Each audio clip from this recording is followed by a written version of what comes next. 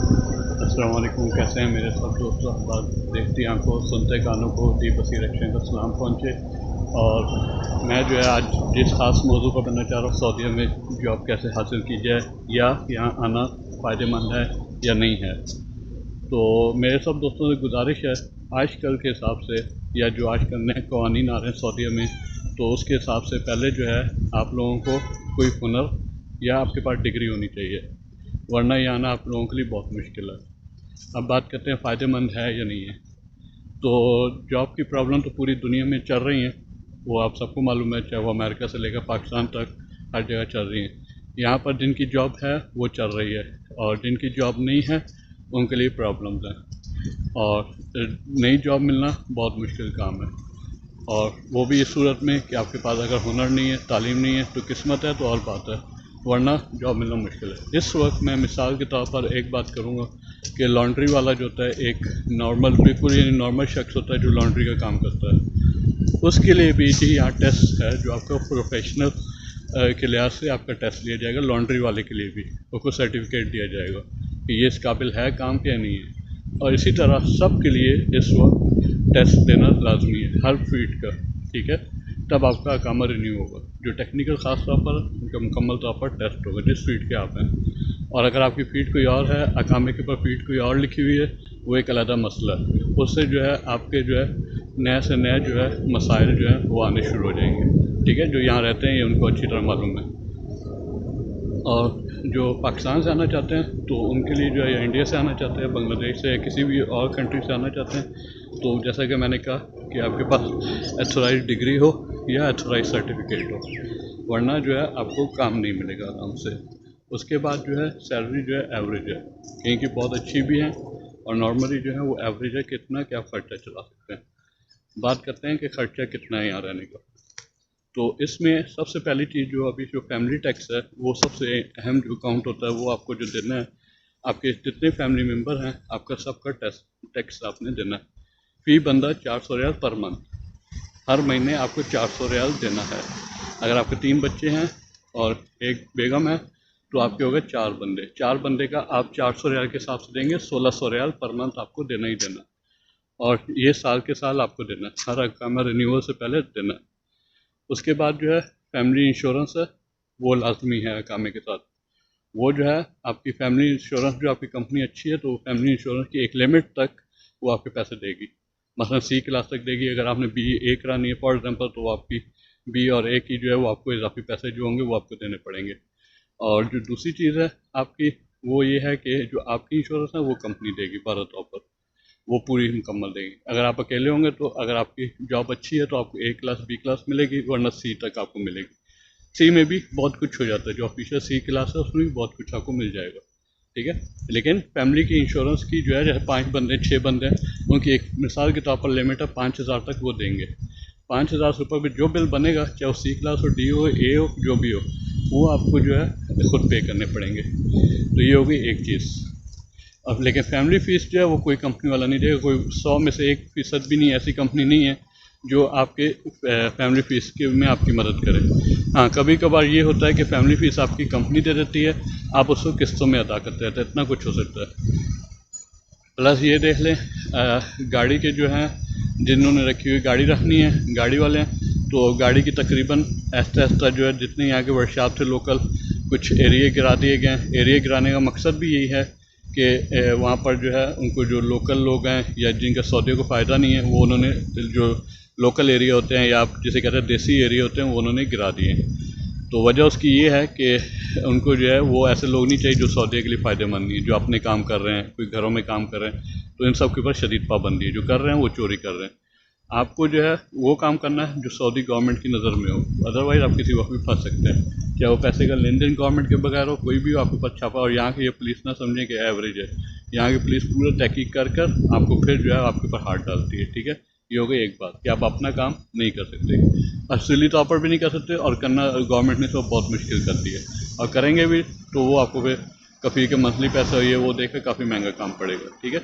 ये हो गई बात। और गैर कानूनी अलहदा होगा वो, कि जब भी आपके ऊपर छापा होगा, आपके ऊपर आपको चेक किया जाएगा। जैसे उनको पता चलेगा कि आपका काम अपना है, तो आप किसी सूरत में भी मुल्क में भी नहीं रह सकते, जुर्माना भी होगा, जेल भी होगी, और आपको वापस रिपोर्ट कर दिया जाएगा। ये बात हो गई। उसके बाद आप गाड़ी रखना चाहते हैं, गाड़ी की पहले होती थी मेंटेनेंस, खासतौर पर जो टोयोटा और इस तरह की गाड़ियाँ हैं जिनकी चीप मेंटेनेंस की नहीं जाती पूरी दुनिया में, तो वो जो है उनकी तो अभी भी बात दफ़ा कहीं ना कहीं मिल जाती है, लेकिन बाकी गाड़ियों की जो है वर्कशॉप बंद होने की वजह से जो बहुत सारे एरिया वर्कशॉप के थे वो बंद हो गए। जो कार पार्ट्स की शॉप थी वो बंद हो गई। दो वजह हैं, एक तो एरिया गिर गए और दूसरी वजह ये है कि सऊदीज़ेशन है, कि आपको जो है वहाँ सऊदियों को बिठाना है, तो जिस वजह से वो ना तजुर्बाकार आदमी बिठाने की वजह से बेहतर उन्होंने दुकान बंद करना बेहतर समझे, इस वजह से 12 तौर पर सब दुकानें बंद हो गई। अब आपको या तो पार्ट्स शॉप से लेना है जो कि महंगे रेट पर मिलेंगे, और कंपनी से वो तो बहुत ही आपको महंगे रेट पर मिलेंगे, जैसे कि कंपनी का एक अपना स्केल होता है। ठीक है जी, यानी गाड़ी की मेंटेनेंस आपको बहुत सस्ती नहीं पड़ेगी। अगर टोयोटा वगैरह फिर भी गुजारा, अगर आप नॉन ब्रांड रखते हैं तो उसमें जो है आपका जो है नहीं लेवल से ज़्यादा खर्चा होगा, जितना आपकी सोच है उससे भी ज़्यादा खर्चा होगा, फिर छोटे छोटे काम के लिए आपको कंपनी ही जाना पड़ेगा। गारंटी वगैरह अच्छी होती है यहाँ कार की, आपके 5 साल तक जो है वो तो टेंशन फ्री है, जो पुरानी है उनके लिए प्रॉब्लम है। ठीक है जी। और उसके बाद आपका जो आ गया घर का खर्चा, तो घर के जब से ये आधा जद्दा इन्होंने गिरा दिया, जो पुराने एरिया थे, देसी एरिया थे, जो गैर मुनज़्ज़म बने हुए थे, तो वो गिरने की वजह से किराए बढ़ गए।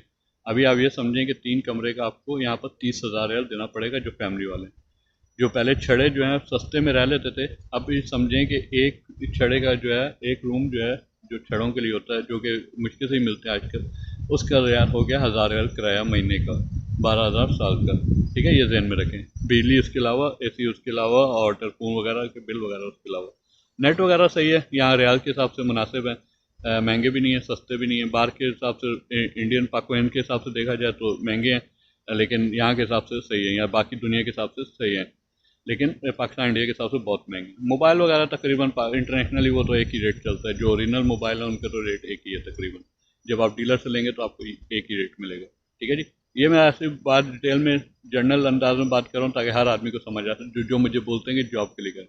उसके बाद आपको कंपनी से वीज़ा चाहिए, जो बाहर से आना चाह रहे हैं, पाकिस्तान, इंडिया, बांग्लादेश, नेपाल से कहीं से भी जो आना चाह रहे हैं, या किसी भी मुल्क से आना चाह रहे हैं जिनको अकामा चाहिए, तो ये देख लें। आपकी किस्मत अच्छी हो तो ठीक है, वरना आपको अकामा दो सूरत में मिलेगा, या तो आपके पास एजुकेशन अच्छी हो विद अटेस्टेड डिग्री, या आपके पास जो है डिप्लोमा, जो यहाँ सऊदी गवर्नमेंट में कम से कम 4 साल का अटेस्ट होगा, उससे कम का डिप्लोमा अटेस्ट नहीं होगा। और ऑनलाइन पढ़ाई यहाँ नहीं मानी जाएगी, वो यहाँ पर चाहे टेस्ट डिग्री भी होगी, ऑनलाइन आपकी नहीं मानी जाएगी, चाहे 5 साल हो, 4 साल हो, इंजीनियरिंग हो या रेगुलर एजुकेशन हो, ऑनलाइन डिग्री आपकी नहीं मानी जाएगी। ठीक है। और उसके बाद जो है आपका डिप्लोमा 4 साल का होना ज़रूरी है, 4 साल का डिप्लोमा कंसीडर नहीं होगा। वो आपका एक सर्टिफिकेट की हद तक आ जाएगा। 4 साल का डिप्लोमा आपको किसी हैसियत नहीं, आप 2 महीने करें या 4 साल से कम का करें, एक ही 3 साल का डिप्लोमा भी यहाँ पर अटेस्ट नहीं होगा। ठीक है जी, यहाँ की सऊदी एम्बेसी से। उसके बाद जो है आपका इंजीनियरिंग काउंसिल में है, तो इंजीनियरिंग काउंसिल की यहाँ रजिस्ट्रेशन है, उसकी आपकी 500 साल की फ़ीस है, वो आपको देनी पड़ेगी। इंजीनियरिंग काउंसिल में आपको वो सर्टिफिकेट भी देंगे और आपको जो है रजिस्टर्ड भी कर लेंगे। ठीक है जी। वो अकामे के लिए इस वक्त ज़रूरी है। अकाउंट वाले हैं उनके लिए भी जो है, जो नॉर्मल अकाउंट है, जो नॉर्मल जनरल अकाउंटेंट होता है, वो उसमें सऊदी होना ज़रूरी है। ठीक है जी। उसमें आपका सऊदी होगा, और वह नॉन सऊदी काम नहीं कर सकता अकाउंटेंट के लिए। देखिए बीकॉम की फॉर एग्जांपल डिग्री है, जो स्पेशलाइज नहीं अकाउंट में, उसके लिए जॉब नहीं है यहाँ पर। असिस्टेंट की जॉब सऊदी के लिए है, रिसेप्शन की जॉब सऊदी के लिए है, salesman, showroom manager, shop manager, जो भी आपके हैं, इनकी जॉब सऊदियों के लिए है। ठीक है जी। इसमें आप नहीं बैठ सकते, एक सिर्फ लिमिट तक थोड़ी सी इजाज़त है, परसेंटेज तक, उसके अलावा सेल में आप इनडोर में आप नहीं बैठ सकते। ठीक है। जो माकिब होता है, जो मंदूब होता है, जो चाहे वो बैंक ऑफ गवर्नमेंट के इदारे का, वो लाजमी तौर पर सऊदी होगा। जो रिसीविंग करने वाला होता है, जैसे कार शोरूम वगैरह में, वो आपके पास सऊदी होगा, वो आप नहीं बैठ सकते। मैं इसलिए थोड़े से पेशे बता रहा हूँ ताकि जो लोग इस फील्ड में एक्सपीरियंस रखते हैं वो यहाँ आने का ना सोचें। ठीक है। आपको बामुश्किल उनका असिस्टेंट भी नहीं रखा जाएगा अगर आपके पास एक्सपीरियंस भी है तो। ये फील्ड सिर्फ सऊदी होंगे। डॉक्टर में हत्तल इम्कान सऊदी आ रहे हैं, और उसके बाद नर्स हैं, चाहे मेल हो फीमेल हो, उसमें हत्तल इम्कान सऊदी आ रहे हैं। ठीक है जी। ये चीज़ का ध्यान रखिए, इन चीज़ों में स्कोप कम है। डॉक्टर से वहाँ यहाँ पर जो ख़ास स्पेशलिस्ट हैं वो जो हैं वो उनकी डिमांड अच्छी है, सैलरी भी अच्छी दे। जहाँ तक सैलरी की बात है, नॉर्मली जो है सैलरी आदमी की जो जॉब है उसके हिसाब से कम है। ठीक है। और आजकल जो थोड़ी सी भी कम सैलरी है गुजारा नहीं कर सकते, यानी 5-6 हज़ार वाला जो बंदा है वो इस वक्त गुजारा नहीं कर सकता, अपनी फैमिली को यहाँ रख नहीं सकता। उसने गाड़ी के घर का भी किराया देना है, गाड़ी का भी खर्चा है, और फैमिली फीस भी देनी है, और भी जो खर्चात आते जाते रहते हैं वो भी देने हैं। तो 5-6 हज़ार वाला अपनी फैमिली यहाँ बहुत मुश्किल से रख लेगा, क्योंकि अभी किराए भी बढ़ चुके हैं घर के, पेट्रोल इंतहा का महंगा हो चुका है। तो पहले एक मिसाल देता हूँ कि कुछ अर्सा पहले तक पेट्रोल जो था 40 और 60 पैसे था, इस वक्त 2.5 रियाल लीटर। तो आप खुद अंदाज़ा कर लें, जो भी जिस मुल्क में रहते हैं वहाँ कन्वर्ट करके देख लें, 2.5 रियाल लीटर आपने पेट्रोल डलवाना। तो ये चीज़ें हैं, देख लें, ये रोज़मर्रा की चीज़ें। और जो खाने पीने की अशिया हैं, जो पहले रियाल 2 रियाल किलो मिलती थी, वो हो गई 5 से 6 रियाल। जो 3-4 रियाल किलो मिलती थी, वो हो गई 10 रियाल किलो।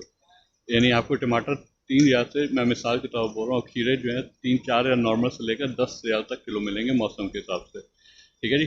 तो ये ध्यान में रखिए कि ये चीज़ें कन्वर्ट करके अपनी नेशनलिटी के हिसाब से या अपने मुल्क के हिसाब से चेक कर लें कि आपके मुल्क में कितने पड़ते हैं। ठीक है।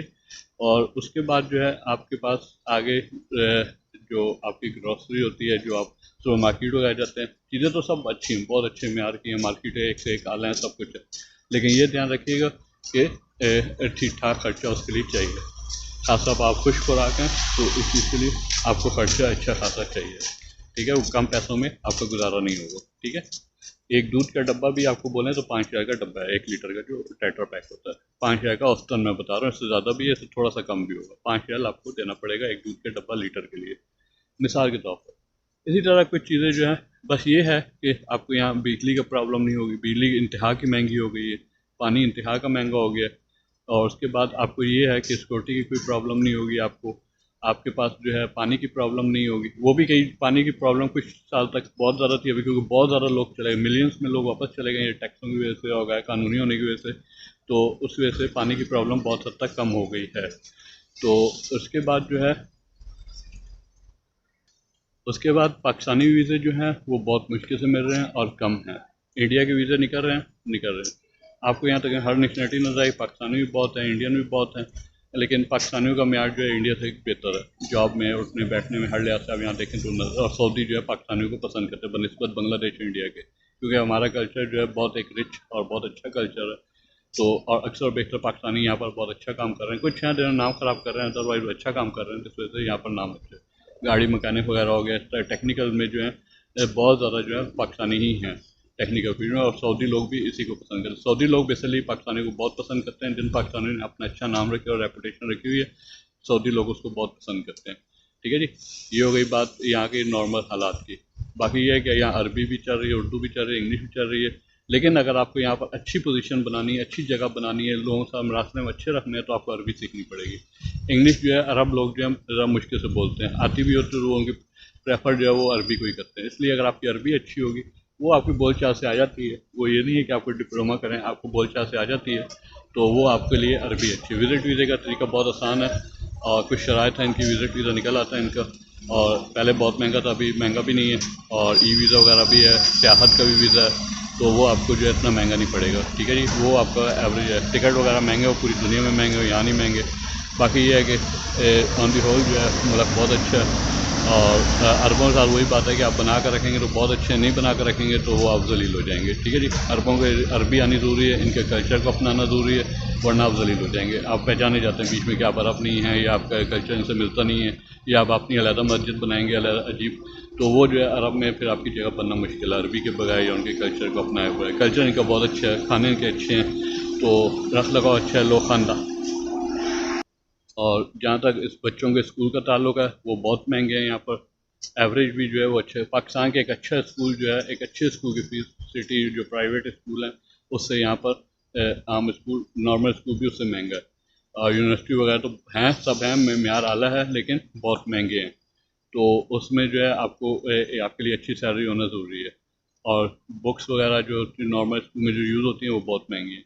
बाकी ज़रूरियात ज़िंदगी महंगी भी हैं, सस्ती भी हैं, बड़े बड़े स्टोर बने हुए हैं 5,000 के, 10,000 वाले, उधर आपको बहुत अच्छी चीज़ें मिल जाती हैं बनिस्बत आम नॉर्मल जगह से लेने के। तो गाड़ियाँ वाड़ियाँ आपके लिए बहुत अच्छा है, जो गाड़ियों के शौकीन हैं उनके लिए द सिटी ऑफ कार जो है वो जद्दा है, तो वो अच्छा है। वो आपको जो है बहुत कुछ आपको यहाँ पर अच्छा कुछ देखने, जो दुनिया की हर गाड़ी आपको यहाँ मिलेगी, जो गाड़ियों के शौकीन है। मोबाइल दुनिया का हर चीज़ है, लोगों के पास नॉर्मली अच्छे मोबाइल, म्यार ज़िंदगी बहुत अच्छा है। और अगर आपके पास पैसे हैं तो म्यार ज़िंदगी बहुत अच्छा है। लेकिन ये ध्यान रखिए कि फी बंदा आपने 400 रियाल देना, आपके 400 रियाल कंपनी देगी, और फैमिली के 400 रियाल आपने देने। ये हो गया, एक पार्ट हो गया। तो अगर इस पर ज़रूरत पड़ी तो इसके ऊपर दूसरा पार्ट बनाएंगे, वरना मेरे ख्याल से नॉर्मल लोग जो मुझे सेंड करते हैं सीवी के लिए या जॉब के लिए बोलते हैं, उनके लिए एक अच्छा मैसेज है। तो मैंने डिटेल में इसलिए सब कुछ बता दिया, और कुछ रह गया कुछ पूछना चाहें तो पूछें, तो उसके ऊपर एक और वीडियो बना देंगे। ठीक है जी, बहुत शुक्रिया, अपना ख्याल रखें और अपने आसपास सफाई रखें। तो इंशाल्लाह फिर किसी नए मौजू के साथ मिलते हैं। अल्लाह हाफिज़।